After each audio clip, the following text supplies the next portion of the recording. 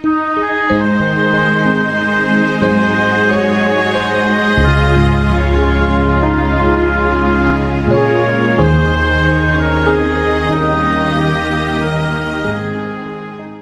la palabra de Dios.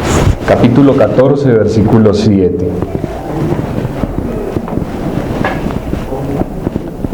Dice así la palabra de Dios: si me conocieseis, también a mi Padre conoceríais, y desde ahora le conocéis y le habéis visto. Felipe le dijo: Señor, muéstranos al Padre y nos basta. Jesús le dijo: tanto tiempo hace que estoy con vosotros y no me has conocido, Felipe. El que me ha visto a mí, ha visto al Padre. ¿Cómo pues dices tú, muéstranos al Padre? ¿No crees que yo soy en el Padre y el Padre en mí? Las palabras que yo os hablo, no las hablo por mi propia cuenta, sino que el Padre que mora en mí, Él hace las cosas. Amén. Como bien observamos en el contexto, la pregunta de Tomás dio lugar a la maravillosa afirmación que ya comentamos, en la cual nuestro Señor Jesús dijo: yo soy el camino y la verdad y la vida, nadie viene al Padre sino por mí. Entonces, en ese contexto en donde nuestro Señor está dando instrucción a sus discípulos, a sus seguidores, continuamos. Les había hablado de ir al Padre. Les había dicho que les iba a dejar, que se iba a preparar mansiones o habitaciones, lugares para luego venir y llevarlos y que ellos estuviesen donde Él estaría. Después de haber dicho: nadie viene al Padre sino por mí, ahora aparece lo que observamos en el versículo 7. Y si me conocieseis, también a mi Padre conoceríais, y desde ahora le conocéis y le habéis visto. Si me conocieseis, también a mi Padre conoceríais. O si me conocéis, a mí conoceréis también a mi Padre. Por medio de esta profunda declaración, Jesús enseña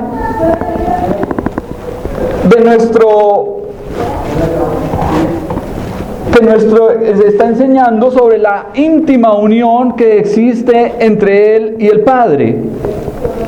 En efecto dice: si me conocieran más como el Mesías divino, como el enviado de Dios, como el Hijo de Dios, entonces conocerían más del Padre, a quien estoy inseparablemente unido. Nadie puede conocerme de verdad sin conocer al Padre, porque Él y yo uno somos. La sustancia de este texto es que el Hijo es la revelación perfecta del Padre. El término conocer, ya sabemos que en el Antiguo Testamento, ¿qué significa o qué representa? Cuando habla de que Adán conoció a Eva, su mujer, una relación íntima. Y aquí se utiliza la palabra en ese mismo sentido, de una relación personal e íntima. No es tanto conocer acerca de Cristo, ni recitar de memoria sus palabras, sino se trata de una comunión y una relación íntima y personal con Él. Una relación de confianza en Él. Luego dice nuestro Señor: y desde ahora le conocéis y le habéis visto.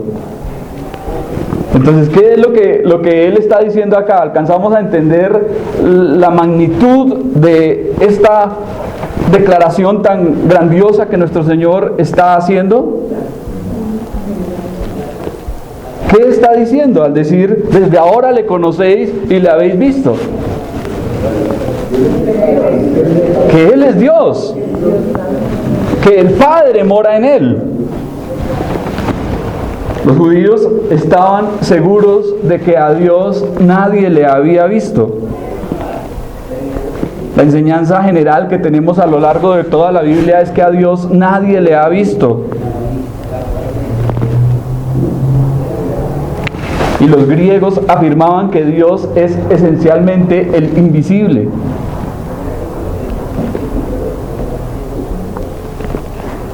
Sin embargo, lo que Cristo está diciendo es, entiendan desde ahora en adelante y de una vez por todas, que conocerme a mí es conocer al Padre, a Dios. Y verme a mí es ver a Dios. Jesucristo es la revelación perfecta del Dios invisible. Es el resplandor de su gloria y la imagen misma de su sustancia. Toda la plenitud de la deidad habita en Él corporalmente. Ver a Cristo es ver a Dios, porque Él es Dios. Por varios años los discípulos habían estado con el Señor, habían caminado con Él, habían visto sus milagros, escuchado sus enseñanzas. En repetidas ocasiones les había dicho lo mismo, y sin embargo aquí estaban todavía sin un entendimiento pleno de lo que el Señor les estaba diciendo. Ahora, ¿será que es algo fácil de entender? Que el Padre está en el Hijo y el Hijo está en el Padre y son dos personas distintas y un solo Dios. ¿Será algo sencillo que podemos captarlo y entenderlo así rápidamente? Siempre será algo demasiado difícil de asimilar, siempre será algo demasiado alto, ya que no tenemos la capacidad de entenderlo en su totalidad. Por consiguiente, lo que debemos hacer es creerlo. En cuanto más conocemos a Cristo, más conocemos ¿a quién? A Dios. Y quien rechaza a Jesús no puede reclamar conocer a Dios. Sin embargo, vemos que se han levantado muchas sectas en la actualidad que dicen creer en Dios, pero están rechazando a Cristo. No puede ser esto bíblicamente. No puede ser. Versículo 8. Felipe le dijo: Señor, muéstranos al Padre y nos basta. Esta es la cuarta y última vez que aparece Felipe en este evangelio, y siempre ha estado relacionado con el asunto de la vista. Lo vimos en versículo 1 diciendo: ven y ve. Luego en capítulo 6, en el contexto de la alimentación, dice que vio a la multitud. Luego a los griegos le pidieron: queremos ver a Cristo. Y aquí aparece diciendo: muéstranos al Padre. Parece que Felipe era una persona que se dejaba guiar mucho, como muchos, por la vista, por lo que ven. Y aunque no se dice qué le impulsó a plantear semejante petición, en realidad reveló su ignorancia en cuanto a la naturaleza de su Señor y a la falta de entendimiento de lo que Jesús había acabado de decir. Qué poco habían comprendido los discípulos que el Padre y el Hijo son uno. Entonces la petición de Felipe es: nos bastaría con ver de una vez por todas al ser divino, a quien llamas Padre, y con eso nos daríamos por satisfechos. Un momento, Felipe. ¿Sabes lo que estás pidiendo? ¿Ver a Dios? Muéstranos al Padre. Dios es espíritu, infinito y eterno.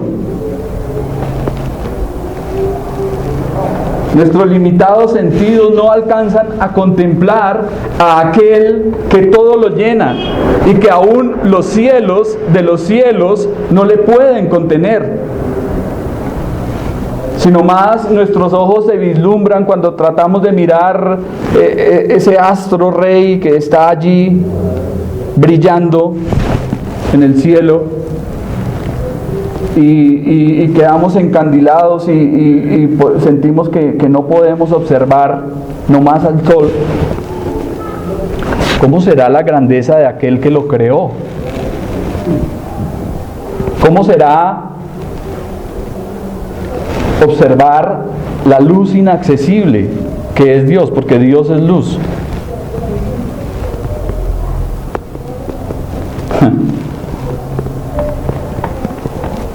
Si no podemos mirar al astro que brilla, mucho menos a quien lo creó. Si en la tierra y en el universo hay cosas grandes e infinitas para nosotros, ¿cuántos han tenido la oportunidad de ir al mar? Amén. ¿Usted ha pensado en la grandeza de ese mar? Las grandes fosas marinas tienen 11 kilómetros de profundidad. Y el hombre ha podido explorar esto. Porque después de 200 metros ya la presión es muy fuerte. Y todavía hay animales en el fondo del mar que los hombres desconocen.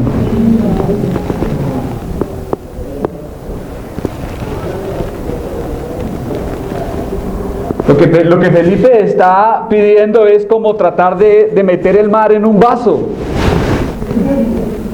Muéstranos al Padre. Qué pregunta más, qué petición más ignorante, ¿no? Y a la vez más ambiciosa. ¿Ver a Dios? Ahora, si pensamos en el universo, en el cosmos, yo no sé si usted se ha detenido a pensar qué es la Tierra en el universo.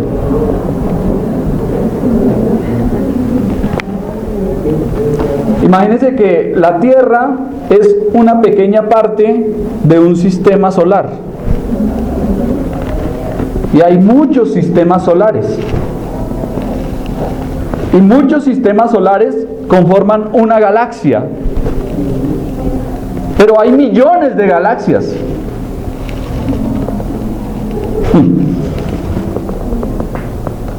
Es decir, que la Tierra viene a ser como un granito de arena en una playa, en el vasto universo, en la Vía Láctea. Ahora, ¿qué somos nosotros?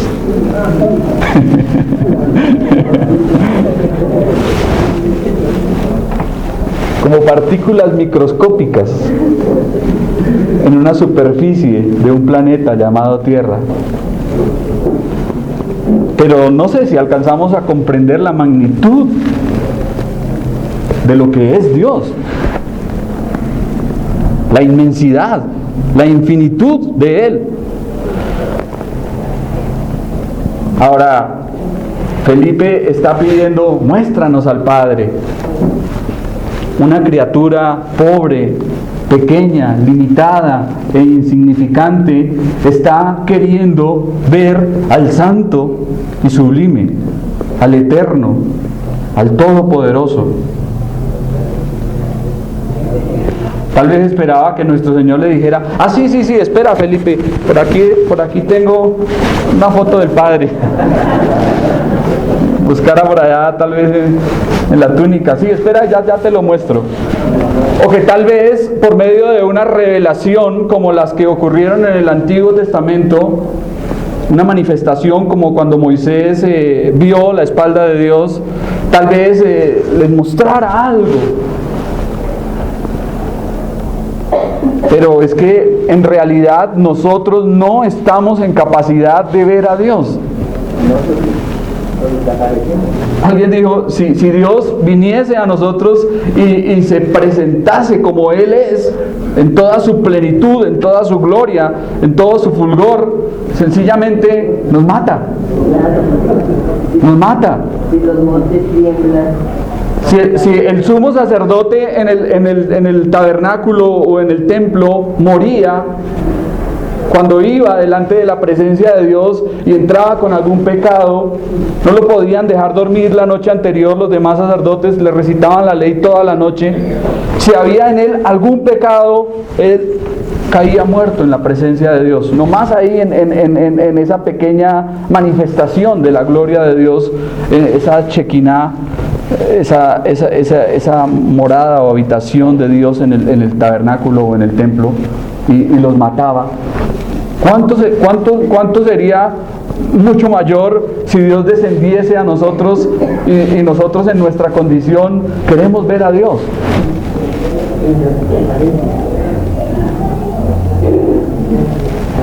Ahora, lo que Felipe expresó aquí fue un deseo y un anhelo universal.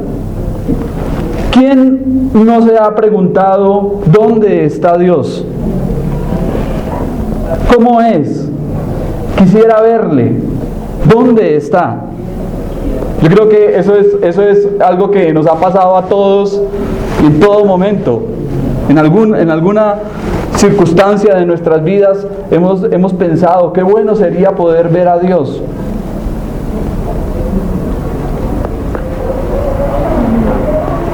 Pensamos que el sufrimiento sería más soportable si Dios se apareciera personalmente, o que sus instrucciones serían más fáciles si nos las viera cara a cara. Y todavía más, en nuestras naturalezas la presencia de Dios es algo que se desea. El hombre desea conocer a Dios. El hombre, ese vacío que tiene en él, le lleva a preguntarse cómo es Dios, dónde está, me gustaría verle. Y por eso es que han creado tanto ídolo.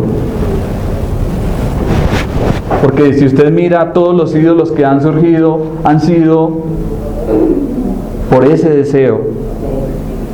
Y los hombres han hecho representaciones de Dios en la escultura, en la pintura, y sin embargo no dejan de ser pobres y mentirosas representaciones que no tienen nada que ver con la realidad. ¿Recuerdan lo que le ocurrió a Israel cuando estaba en el desierto con Aarón? Queremos a Dios, queremos a Dios. Necesitamos verlo.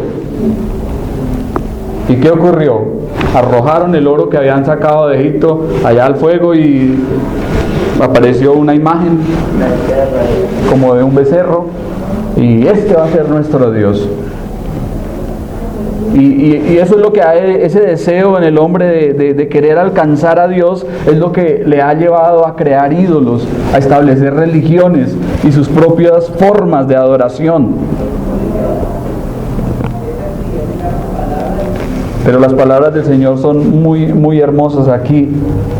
¿Quién puede representar al omnipotente, al infinito Dios del cielo? ¿Acaso Felipe esperaba que el Señor les mostrase algo raro, una visión o quién sabe qué cosa del Padre?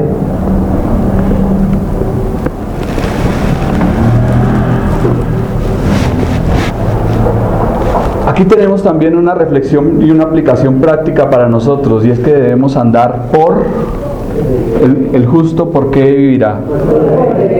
¿Por vista? Por la fe.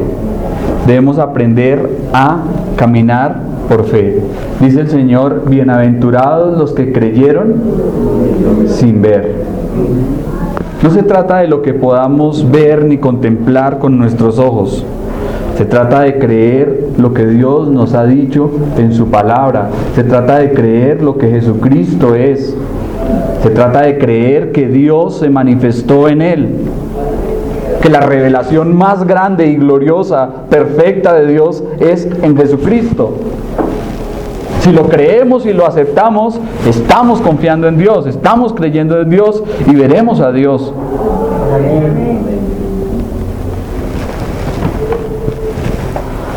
No se trata de lo que podamos ver con nuestros ojos. Una vez contendía con alguien y me decía: no, es que tenemos que ver cosas, es que tenemos que ver.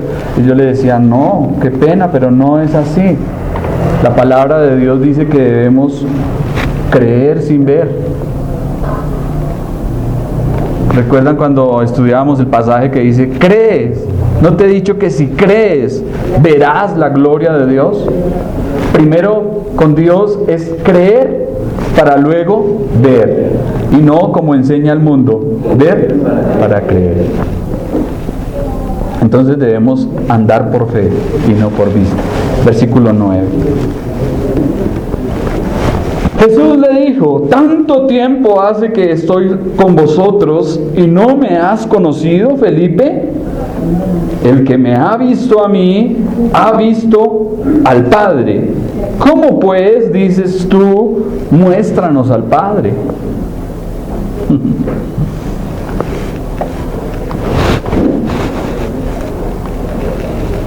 Si la pregunta de Tomás dio lugar a la afirmación: yo soy el camino, la verdad y la vida, la petición de Felipe dio pie a la enseñanza sobre la íntima relación entre el Hijo y el Padre.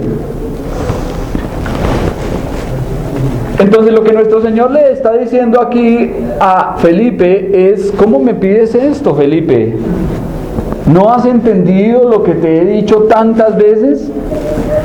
Hace tanto tiempo que he estado repitiéndoles lo mismo una y otra vez. Las palabras que yo hablo no las hablo por mi propia cuenta. El Padre que mora en mí, Él hace las cosas. Yo y mi Padre uno somos.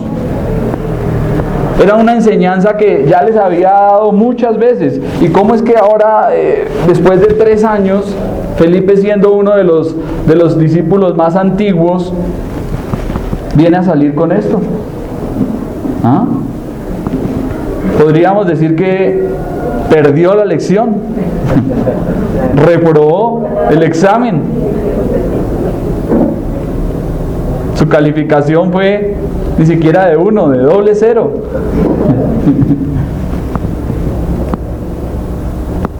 Tanto tiempo hace que estoy con vosotros y no me habéis visto, no me conocéis, Felipe.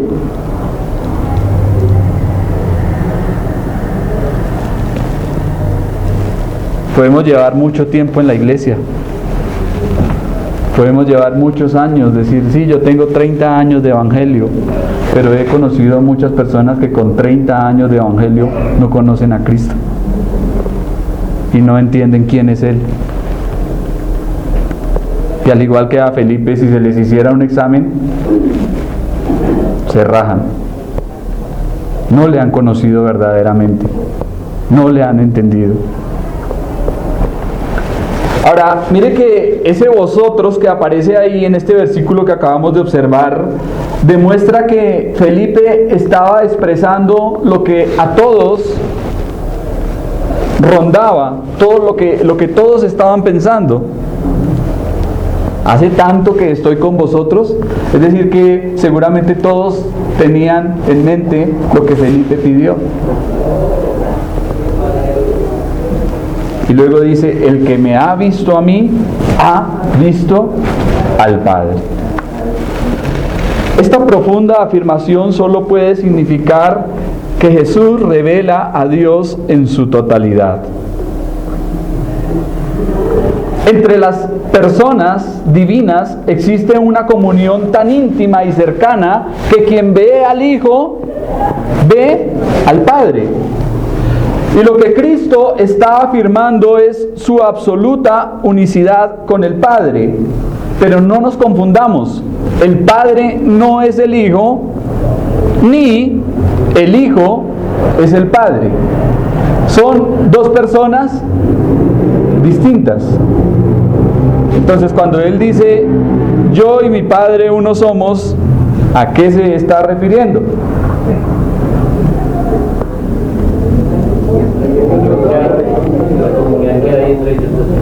Sí, la comunión íntima, esa relación tan estrecha entre las personas divinas, pero también a que son un solo Dios. Son un solo Dios. En las palabras de nuestro Señor aquí hay divinidad y hay majestad, porque Él está afirmando ser Dios. Cualquier hombre, meramente hombre, hubiese blasfemado terriblemente al decir esto. Yo y el Padre uno somos. Pero Jesús lo dice porque Él es Dios. A lo largo de todo el Evangelio hemos visto cómo Juan de muchas maneras nos ha tratado de mostrar y presentar que el Hijo es 100% Dios. De la misma forma como es 100% hombre. Y que el Hijo no es el Padre, ni el Padre es el Hijo, pero que sí son un solo Dios.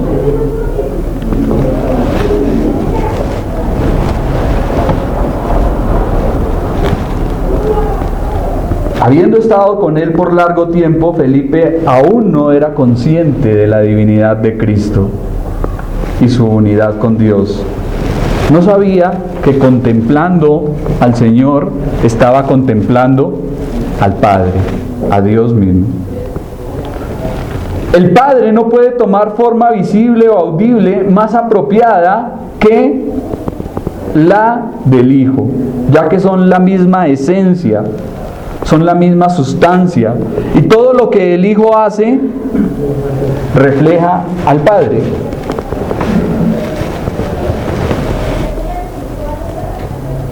Cuando vemos a nuestro Señor Jesucristo, estamos viendo a Dios. Y las obras de Cristo son las obras de Dios. Por eso no hay tal cosa, y vuelvo y lo repito, no hay tal cosa como decir creer en Dios y rechazar al Señor. Si no se cree en Jesucristo, no se agrada de ninguna manera al Padre. Entonces nuestro Señor le dice aquí, ¿cómo dices tú muéstranos al Padre, Felipe? ¿Un viejo discípulo como tú y tan ignorante? 3 años escuchándome diciendo lo mismo y todavía no me conoces. El que me ha visto a mí, ha visto al Padre, porque yo y el Padre uno somos. Versículo 10. ¿No crees que yo soy en el Padre y el Padre en mí? Las palabras que yo os hablo, no las hablo por mi propia cuenta, sino que el Padre que mora en mí, Él hace las obras. La pregunta que aparece aquí es una prolongación del reproche. Ya nuestro Señor había reprochado a Felipe, ahora le continúa diciendo lo mismo. Y la forma como plantea esta pregunta espera un sí como respuesta. ¿No crees que yo soy en el Padre y el Padre en mí? Sí. Otra versión dice, ¿no crees que yo estoy en el Padre y el Padre está en mí? Significa, ¿sigues sin comprender lo que te he enseñado? Que estoy tan unido al Padre que quien me ve a mí, ve al Padre.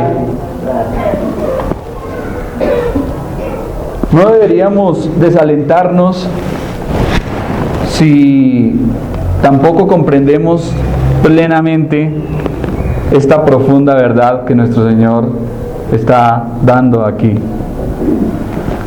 Porque obviamente es algo que no es fácil de entender. Es algo que va más allá de nuestra capacidad de razón. Ahora, si pudiésemos comprender a Dios en toda su dimensión y en toda su infinitud y en toda su magnitud, pues sencillamente Él dejaría de ser Dios. Si Dios pudiese ser un Dios comprendido en nuestras limitadas mentes, dejaría de ser Dios. Pero Él sigue siendo Dios, es por esto, porque está más alto que nosotros. Dice la palabra que sus pensamientos son más altos que nuestros pensamientos y sus caminos más que nuestros caminos. Tampoco debemos desalentarnos porque tal vez le tratemos de explicar a alguien esta doctrina y no nos entienda. Si le ocurrió al mismo Señor con sus discípulos por más de 3 años y no lograban comprender plenamente lo que les estaba diciendo, ¿cuánto más a nosotros?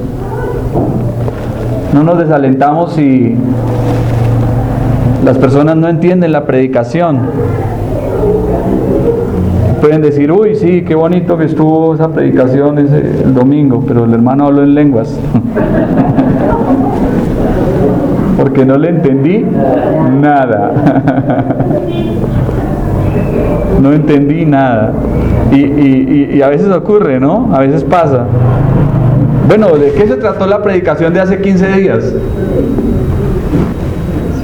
¿Recuerdan?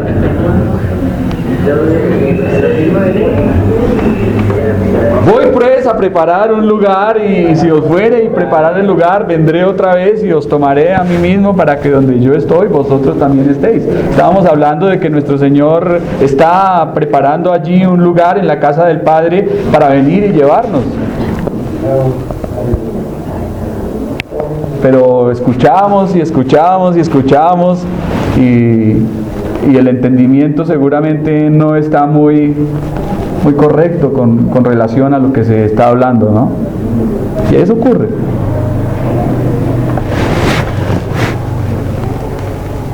¿Cómo entender a plenitud la unión íntima entre Cristo y el Padre? Que la morada del uno es el otro y viceversa.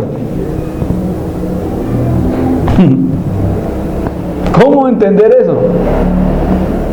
¿Quién puede comprenderlo en su totalidad? En otras palabras, Jesús dice que Él no hace nada sin el consentimiento y la aprobación del Padre. Todo lo que el Señor hace, todo lo que Él habla, todas sus obras, todas sus palabras, todo está de acuerdo a lo que el Padre le da para que Él haga. El Señor no tenía un horario en que dijese, bueno, hoy estoy desprogramado y voy a ir un rato hasta Galilea a darme una vuelta por allá a visitar a los de Caná. No.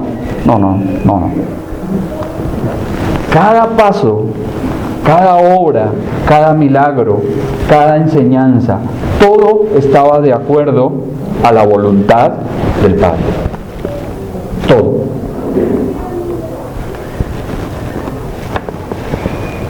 Lo que hago, lo que hablo, no lo hago independientemente de mi Padre. Él mora en mí, Él vive en mí. Y todo lo que digo, lo digo porque Él habla y Él hace las obras a través de mí. Ahora, notemos que en el Nuevo Testamento no solo se exhorta a una creencia en Jesús. No se trata solamente de creer que Él es un ser divino y que sus enseñanzas son ciertas, sino se trata más de obedecerle, se trata más de recibir su mensaje como la palabra de Dios.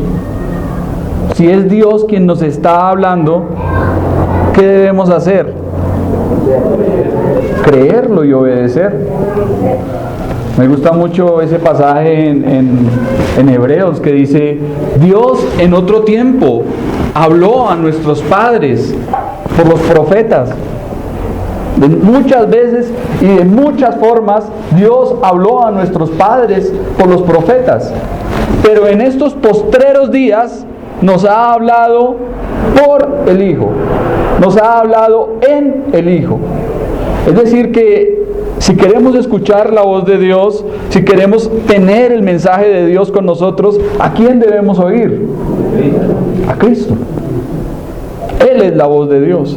Él es la última palabra de Dios a los hombres. Como diría el gran expositor George Campbell Morgan, Cristo es la última palabra de Dios a los hombres.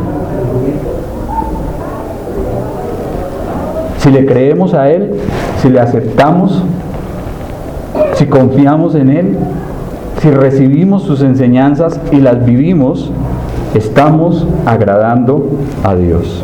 Y si no lo hacemos, también tendremos las consecuencias. Por tratarse de la verdad encarnada, la verdad en persona, debemos aceptar sus enseñanzas, creerlas y atesorarlas en el corazón, tal como se nos presenta. Aquí no se trata de que tengo que meditar y que cómo es esto, que si es una persona, pero que cómo una persona puede estar en la otra. Eso es lo que presenta la palabra de Dios y de esa forma lo estamos enseñando. Y la responsabilidad de cada uno es creerlo o rechazarlo. Y de eso depende la salvación de su alma. Solamente Jesucristo es quien puede satisfacer el corazón, porque Él es quien lo creó. Como les decía, mis hermanos, ese deseo, ese vacío que hay en todo hombre de Dios, solamente Cristo lo puede llenar.